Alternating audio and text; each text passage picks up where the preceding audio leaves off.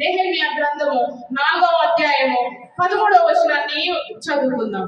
త్వరగా చదవండి. అందు నిమిత్తము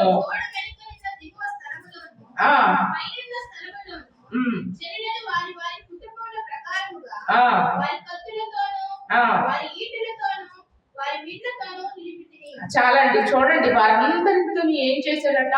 ఆయుధాలతో నింపేశాడట. ఇప్పుడు మరొక వచనం చూడండి, 17వ వచనము. గోడ కట్టువారును, బరువులు మోయువారును, బరువులు ఎత్తువారును ఒక్కొక్కరు ఒక చేతితో పని చేసి ఒక చేతితో ఆయుధము పట్టుకొని ఉండిరి. దేవునికి స్తోత్రం కలుగును గాక. ఇప్పుడు ఏం చేస్తున్నాడు నెహెమ్యా? ఈ యొక్క యెరూషలేములో ప్రాకారాలు పడుతూ ఉన్నారు. ఈ ప్రాకారాలు పడుతూ ఉన్నప్పుడు 4 దిక్కుల నుంచి సమస్యలు వస్తా ఉన్నాయి. అందరూ చెప్పండి, 4 దిక్కుల నుంచి సమస్యలు వస్తూ ఉన్నాయి. శత్రువులు గోడను ఏం చేయాలంట? పడగొట్టాలని, అలాగే ఆ వారిని ఏ రీతిగానైనా వారి పనిని చెడగొట్టాలని ఈ శత్రువులు వస్తూ ఉన్నప్పుడు ఈ యొక్క ఇశ్రాయేలీలందరూ కూడా చిన్న బిడ్డలతో సహా ఏం చేస్తా ఉన్నారట? ఒక చేతితో ఏం చేస్తా ఉన్నారట? కత్తిని పట్టుకున్నారట. ఒక చేతితో ఏం చేస్తున్నారట? పని చేస్తా ఉన్నారట. అందరూ చెప్పండి, ఒక చేతితో ఏం చేస్తున్నారు? కత్తి పట్టుకున్నారు. ఇంకో చేతితో ఏం చేస్తున్నారు? పని చేస్తా ఉన్నారు. ఆ బరువులు, ఆ యొక్క సిమెంట్ ఇచ్చేవాడు ప్రమాణాలతో ఏం చేస్తారంట? ఆయుధాన్ని పట్టుకొని ఏం చేస్తున్నారు? ప్రమాణాలు పెట్టి ఏం చేస్తారట? సిమెంట్ ని ఇస్తున్నారట. ఇటుకలు మోసే వాళ్ళు ఏం చేస్తున్నారు? ఆయుధములు ఒక చేతితో పట్టుకొని ఒక చేతితో ఏం చేస్తున్నారట? ఇటుకలు తెస్తూ ఉన్నారట. చూడండి, వారు పని చేస్తున్నారు, కానీ పని ముగించేంత వరకు కూడా వారి ఆయుధములు వారు ఏం చేయలేదట?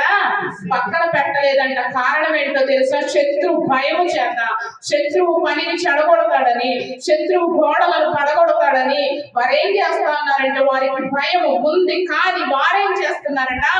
ఆయుధములు పట్టుకొని వారి పని ముగించేంత వరకు కూడా ఆయుధములు పక్కన పెట్టలేదంట. ప్రతి క్రైస్తవ జీవితంలో అందరూ తెలుసుకోవలసిన విషయం ఏమిటంటే, మనము ఆయుధము చనిపోయేంత వరకు కూడా పక్కన పెట్టకూడదు. దేవునికి స్తోత్రం కలుగును గాక. మీ ఆయుధాలను చేతిలో పట్టుకొని మీ యొక్క జీవితాలను ఏం చేయాలి? కొనసాగించాలి. దేవునికి స్తోత్రం కలుగును గాక. మనము చనిపోయేంత వరకు సాతాను మన మీద ఏ రీతిగానైనా దాడులు చేస్తూనే ఉంటాడు. కాబట్టి మనమేం చేయకూడదు? మన యొక్క ఆయుధాలను, ఆత్మ సంబంధమైన ఆయుధాలను మనము పక్కన పెట్టి మనం ఏం చేయకూడదట? ఇదిగో నీ యొక్క జీవితాన్ని ఒక్క అడుగు కూడా ముందుకు మీరు వేయకూడదు. ఇదిగో ప్రార్థన అనే ఆయుధమును, విశ్వాసం అనే ఆయుధమును, వాక్యం అనే ఆయుధమును, పరిశుద్ధత అనే ఆయుధమును, శుద్ధీకరణ అనే ఆయుధమును, నీతి అనే ఆయుధమును, వీటిని మీరే మాత్రము కూడా విడిచిపెట్టకుండా మీరేం చేయాలంటే వాటిని చేత పట్టుకొని మీ యొక్క జీవితాన్ని కనుక కొనసాగించినట్లయితే దేవుడు ఖచ్చితంగా మీకు ఏం చేస్తాడు? మీ యొక్క పనిలో గొప్ప జయము దేవుడు దయచేయబోతూ ఉన్నాడు. మనం నిశ్చయముగా పరలోక రాజ్యానికి వెళ్ళడానికి ఈ ఆయుధాలు మనకి చాలా అవసరం. ప్రియ దేవుని బిడ్డలారా, ఈ రోజు దేవుడు మనందరితోనూ మాట్లాడుతూ ఉన్నాడు కదా. ఇదిగో మీరు ఏ పని చేసినప్పటికీ కూడా ఆత్మ సంబంధమైన ఆయుధాలను మీరు పక్కన పెట్టకుండా మీరు ఆత్మ సంబంధమైన ఆయుధములను ధరించుకున్నట్లయితే దేవుడు గొప్ప ఆశీర్వాదములు దేవుడు దయచేయబోతూ ఉన్నాడు. చూడండి, ఆ యొక్క సామెతలో ఉంటుంది కదా, మనకి దేవుడు ఏం చేస్తాడట? ఆయన యొక్క ఆయుధములను ధరించుకున్నప్పుడు చక్కటి బుద్ధిని ఇస్తాడట. అలాగే సామెతలు 4వ అధ్యాయం 22వ వచనంలో ఉంటుంది కదా, నా ఉపదేశమును వినువానికి నేను ఏం చేస్తానంటే ఆరోగ్యమును కలగజేస్తాను. నిజంగా ఆయుధములు ధరించుకున్నట్లయితే దేవుడు ఏం చేస్తాడట? బుద్ధిని ఇస్తాడు, ఆరోగ్యములు ఇస్తాడు. అదే రీతిగా కనుక మనము మత్తయి సువార్త 21వ అధ్యాయము 7వ అధ్యాయము 27వ వచనంలో కనుక చూసినట్లయితే, ఎవరు పరిశుద్ధ గ్రంథాలు తెరవద్దు కానీ ఈ మాట ఈ రీతిగా వ్రాయబడుతూ ఉంది కదా. మరి ఆ యొక్క పేతురు దగ్గరికి ప్రభు అయిన యేసుక్రీస్తు వారు కపెర్నహూములో ఉన్నప్పుడు ఆ యొక్క పన్నులు కట్టించుకోవడానికి వచ్చినప్పుడు పేతుర్ని అడుగుతూ ఉంటారు కదా, మరి మీ యేసు ప్రభు వారు పన్ను కట్టరా అంటే ఆయన అంటూ ఉంటాడు కదా, మా అయ్యగారు ఏం చేస్తాడు? ఖచ్చితంగా పన్ను కడతాడు. అయితే ఇప్పుడు ఈ యొక్క పేతురు గంగవ్వ వెళ్ళిపోయి యేసు ప్రభు వారి దగ్గరికి ఈ విషయం చెప్పడానికి వెళ్ళినప్పుడు ఆ యొక్క పేతుర్ని ఎదుర్కొని ప్రభు అంటూ ఉంటారు కదా, ఇప్పుడు మనం పన్ను కట్టాలి కాబట్టి నువ్వేం చేయాలంటే సముద్రం దగ్గరికి వెళ్ళి అక్కడ ఒక గాలం ఉంటది, ఆ గాలాన్ని నువ్వేం చేయాలంటే సముద్రంలో వేస్తే ఒక చేప పడుతుంది. ఏదైతే చేప ముందుగా పడుతుందో అందులో ఒక షెకేల్ ఉంటది.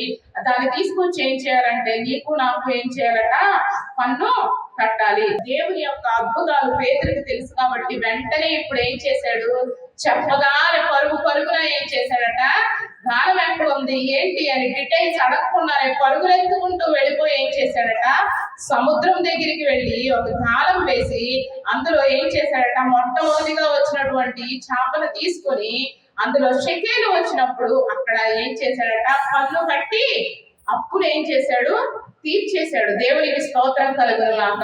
ప్రియ దేవుని బిడ్డలారా, ఈ మాట ఎందుకు చెప్తూ ఉన్నానో తెలుసా? పేతురు వాక్యం అనే ఖడ్గమును ధరించాడు. అందరూ చెప్పండి, వాక్యం అనే ఖడ్గమును ధరించారు. వాక్యము అంటే మాట, దేవుని మాట, దేవుని వాక్యమే. దేవుని మాటను ధరించాడు కాబట్టి అసలు ఆ చేపలో నుంచి షెకేలు రావడం ఏంటండి, పన్ను కట్టడం ఏంటండి, ఇదంతా కూడా ఒక గొప్ప అద్భుతమే కదా. అంటే ఎవరైతే దేవుని యొక్క మాటను వింటారో వారికి అప్పు అనేది ఉండదు. అందరూ చెప్పండి, దేవుని మాట వింటే అప్పు అనేది ఉండదు. అంటే అప్పు తీరే మార్గాన్ని దేవుడే చూపిస్తాడు. అందరూ చెప్పండి, అప్పు తీరే మార్గాన్ని దేవుడే చూపిస్తాడు. అంటే దేవుని యొక్క మాట మనకి బుద్ధిని, జ్ఞానమును, అదే రీతిగా ఆరోగ్యమును, అలాగే సంపదను కలిగిస్తుంది. దేవునికి స్తోత్రం కలుగునుగాక.